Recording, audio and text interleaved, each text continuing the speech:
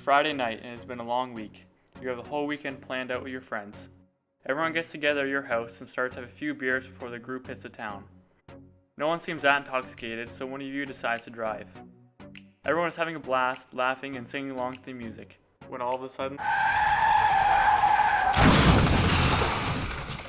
you blew a red light. Everyone is killed, including the family of 4 who had the right of way. Most people who drink while under the influence think that nothing bad will ever happen to them. There are many negative effects that result from drinking and driving. People who drive under the influence will be caught, and they will pay for their actions. Though there is a lot of education that is taught throughout schools and driver's ed, there are so many people who decide to still drive under the influence. Despite the education, drinking and driving still stands to be the leading cause of criminal death in Canada. In 2011, there were over 700 deaths caused by impaired drivers in the country. This is close to 28% of all road accidents that occur.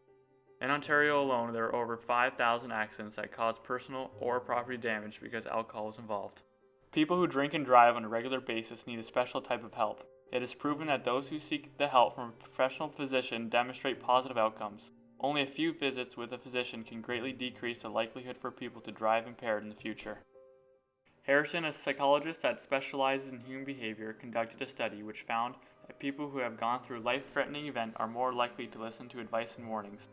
They actually want to make a change, so they cut back on the amount of alcohol that they consume. This prevents them from being in a position that may create temptation to commit those types of offenses in the future. A research study compared Canadian and Spanish undergrads to determine why they often chose to drive under the influence or with an impaired driver. The students claimed that they drove with an impaired or drunk driver to save money and to arrive faster. These so-called benefits are very low compared to the risks that come along with it. Some of the dangers that students listed include the possibility of death, potential jail time, manslaughter, and injury to oneself or others. These are outcomes that will be with you for the rest of your life. Even though the drawbacks clearly outweigh the benefits, the undergrads still continue to indulge in this kind of behavior. Students were given 2 lists of questions about drawbacks and benefits to driving under the influence. The first set of questions were closed-ended, while the others were open-ended. The first section had the students choosing risky over safe behavior about 5 times more than the second section. The method of education could have been wrong this entire time, and this is why people still won't listen or understand. Research has been done to examine if there have been any changes in the behavior of drinking and driving throughout the past 15 years. This was to figure out if the amount of people driving under the influence went up or down.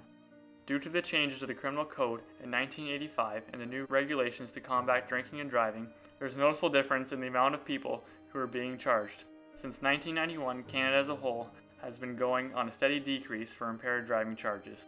Research has come to the conclusion that there are still the same amount of drivers on the roads who are drinking and driving. The only difference is that those people are not getting caught. The police set up ride programs all over the province to help deter people from driving under the influence. If you want to help stop impaired drivers from going on the streets that your kids, parents, and grandparents drive on, then it's time for action. If you know someone with an alcohol problem or someone who thinks it will never happen to them, then it's time to stand up and help them. A simple conversation can save many lives, including your own. Don't drink and drive.